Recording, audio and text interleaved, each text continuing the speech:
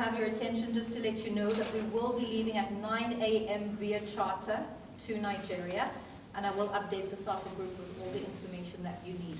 We not only have the coach here, we have Nkosinathi Sidise as well as Ikram Reyners, and as per usual, we'll ask the coach to address everybody. After that, we'll do questions with the coach. Coach Hugo? Yes, thank you. Good afternoon. First of all, some injury news. First of all, we have Grant Kakana. Grant left the camp yesterday, this morning, after the medical check of yesterday evening. So the doctor couldn't give us a guarantee that Grant should be ready for the game of Friday. Even worse, today and tomorrow was unable to train. Then we have the trip to Nigeria, and then on Thursday you have the pre-match training. So he shouldn't be ready for Friday, and there was even a question mark for the game of Tuesday. Those are two important games, and therefore we decided to free Grant and to go home, and we replaced him with the given MC Mango from Kaiser Chiefs. Second problem, but there is no problem, is Koliso Mudau. So everybody knows what happens in the final of Saturday. But after the medical check yesterday evening, doctor gave me the guarantee, and also the player, that is not that bad, and he will be ready also to train today and for the game of Friday. Third, little problems with Tebogo, Mokoena, Aubrey Modiva, Batusi, Obas and Roman Williams. Nothing to worry about, but okay, the little problem is there, but it will give us no problem for the game of Friday. So the guys will train with us, Ronwen a little bit less because he has the shoulder, but for the rest we don't make problems about that. But I have to mention it, that those 4 players have a little problem. It's amazing that from the 6 injured players we have, that there are 6 players of the same team, Sundowns. Sundowns had many injuries this season, and everybody knows one of the reasons is certainly the overloaded program. They played a lot of games, but what is interesting is that 75% of the injuries are groin and hamstring injuries. And I think there has to be something more than that. I hope that the medical staff of Sundowns can find the reason for that, because next season it will be exactly the same. They will have the same overloaded program. They will play PSL, they will play MTN, they will play Champions League. There is even a World Cup for the clubs at the end of the season. And I'm a little bit worried because in September, October, November, we have probably the qualifiers for AFCON. Imagine that the same situation is what it is today, and that I have to miss 6 players. Everybody knows that the basic of Bafana Bafana is Sundowns players. And again, it worries me a little bit that we could have a situation in September of having 5-6 players we can't select because of injuries. So again, I really hope that the medical staff can find the problem, because again, the same injuries are coming back every time, groin and hamstring. And that cannot be only from overloaded programs. So It worries me a little bit. It's not a problem for now.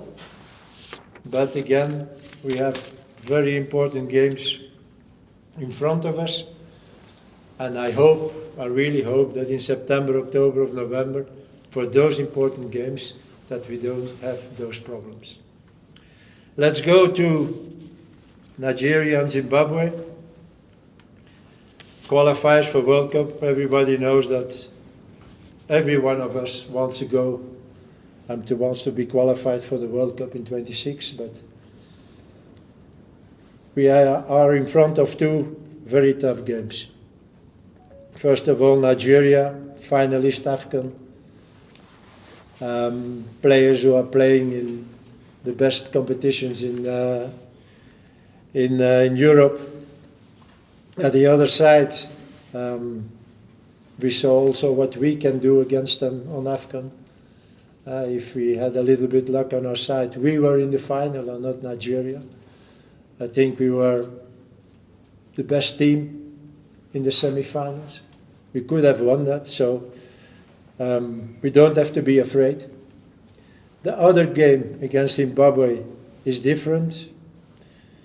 It's and a game between neighbors. I think that Zimbabwe, after the ban of AFCON last year, they have another team with another coach. So from that side, it will be a tough game. But if you see our performances of the last, let's say, 6 months, AFCON, the game in Algeria, where we did a very good game. So we have to be confident. And we have to believe in our chances. And I know that some people say, yes, but Algeria, you received 3 goals. From the 3 goals, there were 2 individual mistakes. So for me, those 3 goals we conceded are not so important. The most important thing for me was that we brought a very good performance against Algeria. A very good performance. So it has to give us confidence for us to achieve our goal, and our goal has to be at least 4-6. I don't want to lose any of those 2 games. I want to win one and I want to have a draw. That means 4-6 we will stay in the race for qualifying, for the World Cup. And that has to be our goal for the next 2 games. I thank you. Thank you. Taking questions now for Hugo before we ask the players to go ahead and answer your questions. Benji? Coach, I don't know if you mentioned it. The nature of Grant's injury? Is hamstring. Oh. Next question. 2, yes, go ahead. 3, 4. Coach, what would it mean to you to take this? You want to stand up? Sorry, CS. Sorry. Thanks. Coach, what would it mean to you to take Bafana Bafana to a World Cup? And what do you think that would have, that knock-on effect would be for the rest of the country, should you qualify? You know, it's, I said it already before, being qualified for big tournaments like AFCON and World Cup is very important for the country. You see what happened after our 3rd place in AFCON. Suddenly everyone, wow, South Africa. It's important for South African football, but it's also important for South African players. Suddenly there is interest. So it's very important again now, after our good performance again in AFCON, that we are qualified also for World Cup, because if we don't, then they put you back again to where we started 6-7 months ago. So therefore it's very important, and we believe in it, and I know that we are able to do it, because we have a good team, we have a quality team. But again, I said that when the draw was there, you have Nigeria as one of the better teams in Africa, but you have those tricky games, Lesotho, Zimbabwe, Normally, when you see the quality, okay, everybody says yes. But it's neighbor challenge. And this is always different. So they are tricky games. But again, if we can achieve again the level of AFCON, we have to be able to qualify for a World Cup again. And again, for me, it's very, and I think for all Africans, it's very important that we qualify after so many years and after a good performance in AFCON to qualify again for the World Cup.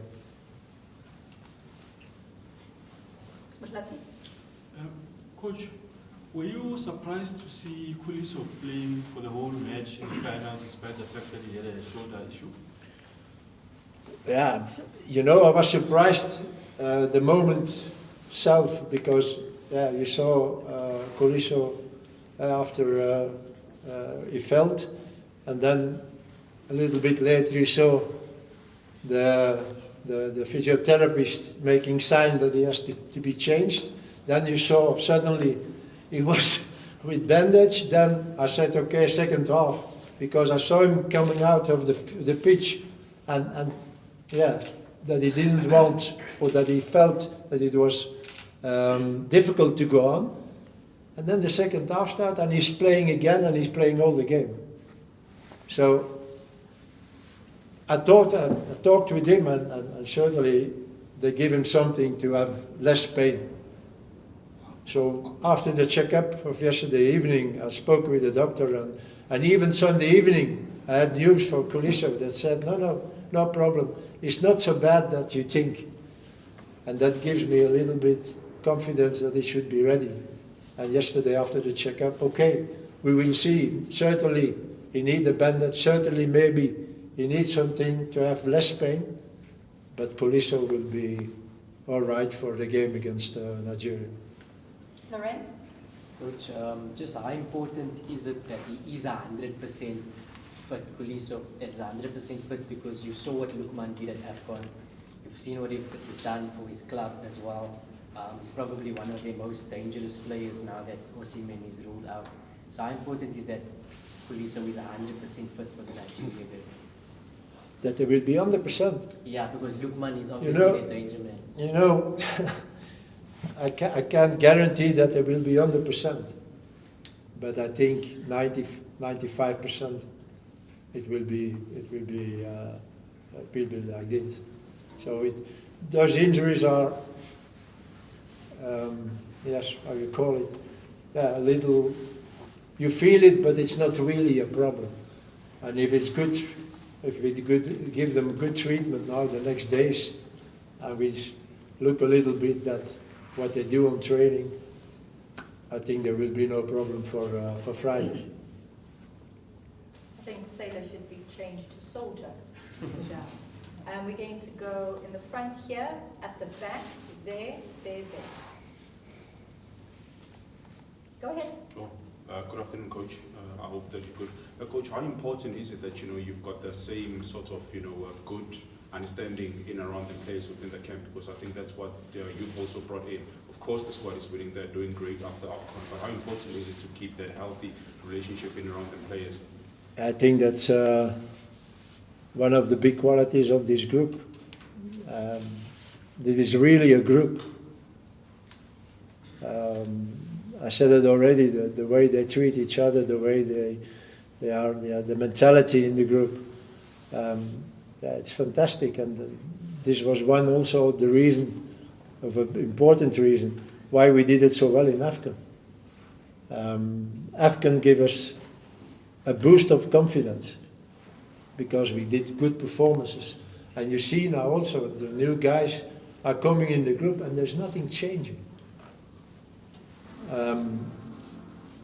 For me, I said it already, it's the quality first.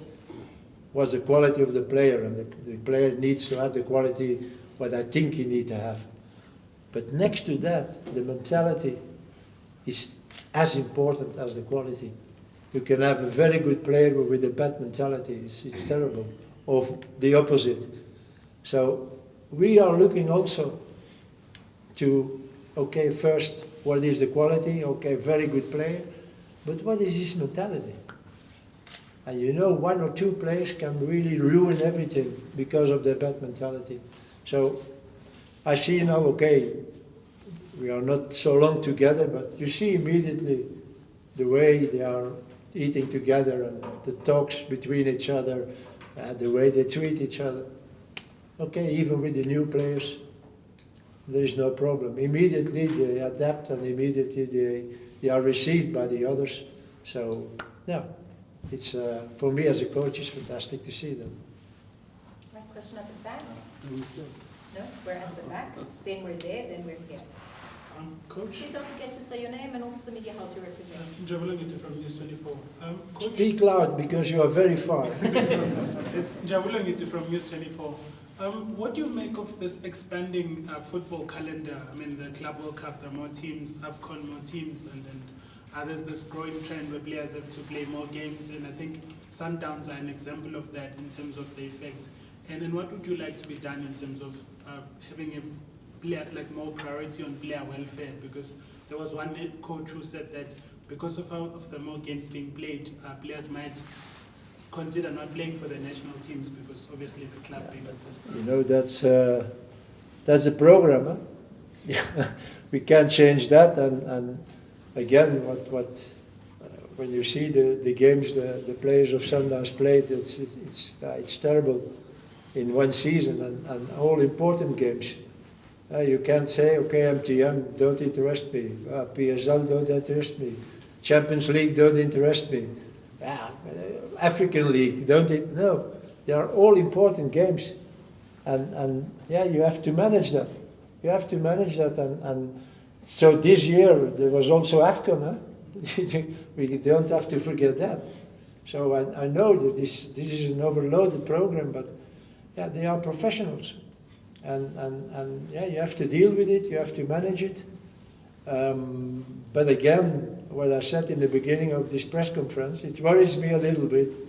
You can have injuries, but now we have injuries over from the same club, 6 players of the same club. And I think that again, that the medical staff of Sundowns have to think about that. This is more than only overloading. Why overloading? But again, it's not, yeah, it's my problem because I need those players, but it's certainly the problem of Sundowns. All right, go ahead. Coach, based on the injury concerns that you just raised, how important will it be for you to have that meeting with the coaches that you've always wanted to raise such issues, hopefully before the end of before the start of the season?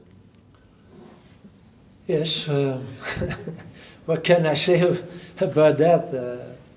I try to have contact with the PSL, with the league, in the last, let's say, 6-7 weeks. There were 3 attempts, but till now I didn't, for different reasons, but don't ask me the details, I don't want to give more comment on that. But for different reasons I didn't meet them. All right, we're going to move on from that question. I'm just cognizant of time. Benja, I see you've got your hand up. I'm going to end the questions aside with Temba being the last question for the coach. We're going to do players, and then I'm just cognizant of time for your one-on-ones as well. So there is still more time. I'll leave at least 20 minutes for you guys to engage with coach and players. It was question, and we'll end up with Temba. Go ahead. Coach from YFM. Coach, the game on Friday against Nigeria, how do you approach it? Do you approach it in the sense of revenge of what happened at AFCON, or you try a different approach in making sure that, you know what, as you rightfully said in the opening statement, that you want to stay in the race and making sure that at the end of the day, you stand a chance of qualifying for the 2026 FIFA World Cup? I didn't really understand it. I'm saying, how do you approach the game against Nigeria on Friday? Oh. Do you approach it in that sense of revenge of what happened at AFCON in the semi-finals, or you try a different approach? No, we just want to have a good result against Nigeria because it's qualified for the World Cup. We don't think about revenge, we don't think about whatever. it's a total different game. You play for qualifiers for a World Cup, and you know, losing the game should not really be a disaster, because after those 2 games now you have still 6 games to play. But I'd rather not to have a defeat in Nigeria. And we know all about them. We know all about them, but they know all about us also. But I think they will not start the game in the same mentality that they did for Afghan. They know now how strong we are. And I think we have to use that also. We have to use our status being third in Afghan. And but we have to stay humble also. Don't think now, okay, we are strong enough. No, we still have to work, and we still have to fight, and we still have to need the same mentality that we have in Afghan. But I think it's different. It's different. How you approach the game, certainly from Nigerian side. But there's also there are changes. They have a new coach. They play a little bit different also than in Afghan. So it's up to us to do the same thing, what we did in Afghan, but now with a victory. Coach, I was just looking at how difficult it is to travel to Rio. It's just a complicated trip. How much of a relief is the arrangement that the association is making in terms of the charter flight, considering how close the games are? The what? The charter. Does charter make a difference? Oh, because I'm very happy. Really. I'm very happy that we have a charter, because the past weeks, okay, we looked at the possibilities and the options, but taking a regular flight was not an option.